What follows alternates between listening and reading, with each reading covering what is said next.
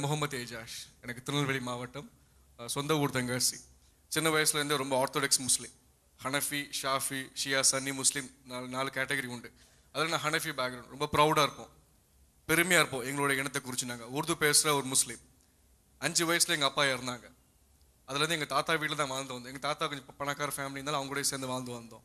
சின்ன வயசுலேருந்து நான் 12 வயசு இருக்கும்போதே அரபிக் வாசிக்க கற்றுக்கிட்டேன், அரபிக் எழுத கற்றுக்கிட்டேன். குரானை ஒரு 7-8 தடவை வாசித்து முடிச்சிட்டேன். சின்ன வயசுலேயே ஆரம்பிச்சிட்டேன். சின்ன வயசுலேருந்து பக்தி வைராயம் கொள்வேன். அல்லாவை குறித்து, என் மதத்தை குறித்து, என்னோட இறைவனை குறித்து பக்தி வைராயம் கொள்வேன். அல்லா தவிர வேறு யாருமே இல்லைன்னு சொல்வேன். மற்ற எல்லாம் முட்டாள்னு சொல்வேன். கிறிஸ்தவனை கண்டாலே பிடிக்காது எனக்கு. அவங்கள பார்த்தாலே எரிச்சலாக வரும் எனக்கு. என்ன பண்ணுறாங்கன்னு சொல்லி வேறு மதத்தில் நான் தாழ்வை நினைப்பேன். நான் முஸ்லீமாக இருக்கும்போது என்ன பண்ணுவேன்னா, கரெக்டாக என்னெல்லாம் பண்ணணுமோ எல்லாம் ஃபாலோ பண்ணுவேன். சும்மா ஏனோ தானெலாம் இருக்க மாட்டேன். 5 வேளை தொழுவேன், ஜமாத்துக்கு போவேன், ஹதீஸ் வாசிப்பேன். என்னென்ன காரியங்கள் போட்டிருக்கோ, இப்போ நம்ம கிறிஸ்தவத்தில் பரிசுத்தம் சொல்லுவாங்க, பரிசுத்தமாக எப்படி இருக்குன்னு நீங்கள் நினைப்பீங்க. அதே மாதிரி முஸ்லீமில் ஈமான் சொல்லுவோம், ஈமான் அப்படி இருக்குன்னு சொல்லி ஈமான். அப்போ கேப் வைக்கிறது ஈமான், தாடி வளைக்கிறது ஈமான். அப்புறம் ஆல்கஹால் ஸ்ப்ரெண்ட் யூஸ் பண்ண மாட்டோம், அக்தர் வைப்போம், எங்கள் ரிஸ்ட்டில் வைப்போம் அக்தர். அப்புறம் கரெக்டாக கால வரைக்கும் பேண்ட் போடுறது, குரான் வாசிக்கிறது, எல்லாம் ஈமான் காரியங்கள் எல்லாமே சின்ன வயசுல கற்றுக்கிட்டேன். டீவியேட் ஆகவே இல்லை, உலகத்தின் மேல் நாட்டம் வரவே இல்லை. சின்ன வயசுலேருந்து அல்லா நான் சுற்றிட்டு இருந்தேன். எனக்கு இறைவன் தவிர எதுவுமே இல்லைன்னு சொல்லுவேன். எல்லா டைமே ஸ்கூல் படிக்கும் போதெல்லாம் இந்த கிறிஸ்தவ பசங்களை கூப்பிட்டு வச்சு வாக்குவாதம் பண்ணுறது, அவன்கிட்ட சும்மா கொச்சையாக பேசுது, இயேசுவை குறித்து கொச்சையாக பேசுது, இயேசுடைய புறப்பை குறித்து கொச்சையாக பேசுது. எதுவுமே தெரியாது, என்னென்ன பேசுவேன். பைபிள் பற்றி எதுவும் தெரியாது, இயேசுவை குறித்து தெரியாதுனால கொச்சையாக பேசுவேன். திருத்தோத்த தேவனை பற்றி சும்மா கேள்வி கேட்கறது, அவன் சொன்னாலும் அந்த கொஸ்டினுக்கு ஆன்சர் பண்ண, அவன் என்ன சொன்னாலும் கேட்க மாட்டேன்.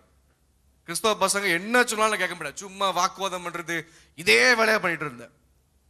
கலையில எந்திப்பேன், 3:30 எந்திரிச்சு நான் தொழுது முடிச்சுட்டு, நான் நம்ம 5 மணிக்கு முடிப்போம், பாட்டி முடிச்சுட்டு ஒவ்வொருத்தர் வீட்டில் போய் கவு தட்டுவேன். ஏன் இன்னைக்கு தொழுகை வரலன்னு சொல்லி. ஒருத்தர் வீட்டுக்கு நான் 1 வருஷமா தட்டிட்டு இருந்தேன், அவரும் கவு திறப்பாரு, தினமும் அவர் கவு திறப்பாரு, நானும் தினமும் அவர் சொல்லுவேன் ஏன் வரலமே வாரம் பார். இப்படியே 1 வருஷம் போச்சு. இந்த வேலை தான் பார்த்துட்டு இருந்தேன். என்னோட பாஸ்ட்டை சொல்கிறேன், நான் எப்படி இருந்தேங்கன்னு சொல்ல வரேன். இப்படி இருந்த நேரத்தில் தான் என் குடும்பத்தில் 2004 எங்கள் தாத்தா இறந்த பிறகு இந்த நிறைய கான்ஃப்ளிக்ட் ஆச்சு, குடும்பத்தில் பிரச்சனைகள் வந்ததுனால சரி நான் குடும்பத்தை விட்டு நாங்கள் எல்லாம் அம்மாலாம் தனியாக வாழ்ந்துட்டு இருந்தோம், திருநெல்வேலியில் வாழ்ந்துட்டு இருந்தோம். அப்போ அந்த டைம் ரொம்ப ஈமான், அந்த ஜமாத்துக்கு போவேன், ஹதீஸ் பேசுவேன், முகமது குறிச்சும் குரானை குறிச்சும் ஹதீஸ் பேசுவேன்னு சொல்லி என்னோட பக்தி வைராயம் காமிச்சிட்டு இருந்தேன். அப்போ நான் என்ன ஆச்சுன்னா, எனக்கு ரொம்ப அல்லாஹ்க்குள்ளே போகணும்னு தேடிட்டு என் குடும்ப சூழ்நிலையை பார்க்கும்போது ரொம்ப கஷ்டப்பட ஆரம்பித்தேன். 1 டே மீல் கஷ்டப்பட ஆரம்பித்தேன். அதேமாதிரி சூழ்நிலையில் எனக்கு ஃபேஸ் பண்ண முடியல. ரொம்ப இன்ஃபீரியர் காம்ப்ளெக்ஸ் அதிகமாக இருந்துச்சு, ரொம்ப தாழ்வு மனப்பான்மை, சின்ன பையன், அப்பா இல்லாத பையன் சொல்லி ஒரு ரொம்ப தாழ்வு மனப்பான்மையாக இருக்க கற்றுக்கிட்டேன் அந்த டைமில். அப்போ நான் ரோட்டில் போனால் கூட ஒரு நாய் போனால் நாய்க்கு சைடில் தான் நடந்து போவேன், ரொம்ப பயந்து போய் நம்மளுக்கு அடித்தா கூட கேட்க ஆள் இல்லையான்னு சொல்லி அப்படி தான் போயிட்டு இருந்தேன். அப்போ நான் நினச்சேன், நம்ம எப்படியாவது அல்லாஹ்வை சந்திக்கணும், எப்படியாவது அல்லாஹ்வை பார்க்கணும், இல்லாட்டி அல்லாட்டியாவது போகணும் முடிவு பண்ணி ஒரு நாளைக்கு 5 வேளை தொழுற இடத்த 30 வேளை தொழ ஆரம்பித்தேன். 30 வேளை தொழ ஆரம்பித்தேன். தொழுதுகிட்டே இருப்பேன், காலையில் எந்திப்பேன், தொழுவேன், தொழுகை தான் பண்ணிட்டு வேறு எதுவும் பண்ண மாட்டேன். என் வீட்டில் கேட்பாங்க, எல்லாரும் கேட்பாங்க, என்னோட இனத்தார்களே கேட்பாங்க, என்ன நீ பித்து பிடிச்சு அலைஞ்சிட்டு இருக்குன்னு கேட்பாங்க. எனக்கு அவ்வளோ இஷ்டமா இருக்கும் அல்லாஹ் மேல, அவ்வளோ இஷ்டம் இறைவன் மேல. இப்படி இந்த நேரத்தில் 30 நாள் நான் ஒரு நாளைக்கு 30 வேளை தொழ ஆரம்பித்தேன். தொழுதுட்டே நான் போயிட்டு இருக்கும்போது ஒரு 3 நாள் போன பிறகு ஒரு 100 தான் தொழுது முடிச்சிட்டேன். அப்போ நான் யோசித்தேன், என் மனசில் ஒரு வெறுமையாக ஆயிடுச்சு, ஒரு மாதிரி கம்ப்ளீட் ட்ரெயின் ஆகிட்டு, ஒரு மாதிரி பக்தி வேறாயம் கொண்டு திடீர்னு அந்த இடத்துல நான் 3 நாள் நான் தொடர்ந்து தொழுது முடிச்ச பிறகு எனக்குள்ள ஒரு மாதிரி ட்ரெயின்ட் ஆகிட்டு, ஒரு ஸ்பிரிச்சுவாலிட்டி ட்ரெயின்ட் ஆகிட்டு. அப்போ நினச்சேன், பேசாட்டு நம்ம அல்லாட்டே போய் சேர்ந்துடலாம், நம்ம அல்லாவே நம்ம பேரலாம், நம்ம அல்லா பார்க்க முடியாது, என்ன நம்ம அல்லாட்ட போய் சேர்ந்தா போதுமே சொல்லி நான் ஒரு தப்பான முடிவு எடுத்தேன் என் குடும்ப சூழ்நிலை. அப்போ என்னோட ஸ்பிரிச்சுவல் தாட்ஸு தாகம் வேறு இருந்துச்சு, அதனால் தப்பான முடிவு எடுத்தேன். 2005 ஜனவரி 2 சூசைட் பண்ணலான்னு சொல்லி முடிவு பண்ணி, காலையில் ஒரு சண்டே நான் என் சைக்கிள் எடுத்துகிட்டு சாரத்தை கட்டிட்டு அப்படியே திருநெல்வேலிக்கு அவுட்டரில் நான் ஒரு மரத்தடி கீழே உட்காந்து அழுதுட்டு இருந்தேன். என் வாழ்க்கை முடிய போகுது. சின்ன வயசுலேருந்து ஸ்கூல் டீச்சர்ஸை பார்த்துருக்கோம், இன்ஜினியர்ஸை பார்த்துருக்கோம், டாக்டர்ஸை பார்த்துருக்கோம், டிரைவரை பார்க்கோம், இப்படியாவது வாழ்கிறாங்க, இப்படியாவது பிழைக்காங்க, குழந்தை இருக்குது, கல்யாணம் இருக்குது, நான் வாழ்க்கை முடிய போதுன்னு சொல்லி அழுதுகிட்டே இருந்தேன். ஏங்கி அழுதேன். என் வாழ்க்கையை நினச்சி அழுது பார்த்தேன், இவ்வளோதான் என் வாழ்க்கையா, எனக்கு அப்பா இல்லாமல் போயிட்டாங்களே, எனக்கு கவனிக்க, என்னை ஆதரிக்க யாருமே இல்லையான்னு சொல்லி அழுது கிட்டத்தட்ட 4 மணி நேரம் 5 மணி நேரம் அழுதுட்டு இருந்தேன். ஒரு மரத்தடி கீழே உட்காந்து அழுதுட்டு இருந்தேன், என் வாழ்க்கை முடிய போகுன்னு சொல்லி. நான் உட்காந்துட்டு இருந்த இடத்துல, நான் மரத்தில் கீழே நான் உட்காந்துட்டு இருந்தேன். அந்த மரத்தில் யாரோ ஒரு வசனம் ஓட்டியிருக்காங்க, உங்கள் துக்கம் சந்தோஷம் மாறும், ஹல்லேலூயா, ஆமென். அந்த வார்த்தையை பார்த்துட்டு நான் சும்மா பார்த்தேன், நான் இன்னும் இந்த வார்த்தையை பார்த்தேன், திருப்பி நான் கேஷ்ல அழுதுட்டு இருந்தேன். நான் செத்துடணும், எப்படியாவது செத்துடலாம்னு சொல்லி முடிவு பண்ணிட்டு இருந்தேன். அந்த வார்த்தையை நான் ஒரு கிளான்ஸ் தான் பார்த்தேன்.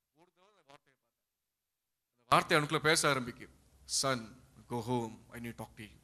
நீ வீட்டுக்கு போ, நீ வீட்டுக்கு போ, உன்ட்ட நான் பேசணும், நீ வீட்டுக்கு போ, உன்ட்ட பேசணும்னு சொல்லுது.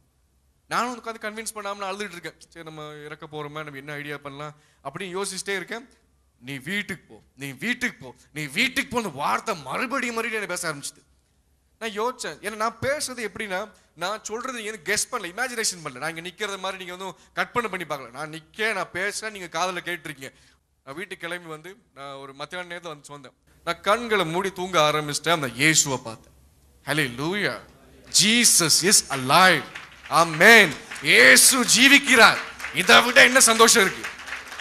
ஹல்லேலூயா. நான் கண்களை மூடி நான் கண்ணை மூட தூங்க ஆரம்பிக்க, திடீர்னு ஒருத்தர் என் பக்கத்தில் நிக்காரு. நான் பார்த்துட்டு இருக்கேன். இயேசு உயிரோடு நிக்காரு. அவர் இயேசுன்னு எனக்குள்ள யாரோ சொல்றாங்க. இதுதான் இயேசுன்னு சொல்றாங்க முதல்ல. என்னையும் அறியாம நான் அந்த உருவத்தை பார்க்க ஆரம்பிச்சு, வெளிச்சத்தை பார்க்க ஆரம்பிக்க, நான் தனி அறையில் படுத்து தூங்கிட்டு இருந்தேன் எப்பவுமே. அப்போ அந்த இடத்துல இயேசு நிக்காங்க. என்னையும் அறியாம பாவத்தை அறிக்கிட ஆரம்பிச்சேன். நான் முஸ்லீமா இருக்கும்போது பாவ அறிக்கை பண்ணணும், நம்ம பாவத்தில் இருக்கோம், இந்த கன்விக்ஷன் பண்றது, கன்ஃபெஷன் பண்ற பழக்கம்லாம் கிடையாது எனக்கு. எங்க வேலையை என்ன பண்ணுமோ அதை பண்ணுவேன். ஈமான் எப்படி இருக்குமோ அதை ஃபாலோ பண்ணுவேன். முகமது நபி என்ன சொல்றதோ அதை ஃபாலோ பண்ணுவேன். ஹதீஸ் எல்லாம் சொல்றோம் அதை ஃபாலோ பண்ணுவேன். அப்போ எனக்கு இந்த பாவ அறிக்கை பற்றி எதுவுமே தெரியாது. ஆனா என்னையே அறியாம ஒரு 1.5 மணி நேரம் என் பாவத்தை அறிக்கை, எனக்குள்ள இச்சை, அசிங்கம், கேவலம், நான் எனக்குள்ள யாருக்கும் தெரியாத இருள் அறை, யாருக்கும் காட்டாத அந்த டார்க் ரூம் ஆஃப் சின், இருள் அறை, யாருக்கும் காட்ட மாட்டேன், எல்லாத்தையும் தொடர்ந்து பேச ஆரம்பிச்சிட்டேன். நான் திருப்பி தூங்கிட்டேன். நான் அறிக்கை 8 படி தூங்கிட்டேன். திருப்பி ஸ்கூல் போனேன்.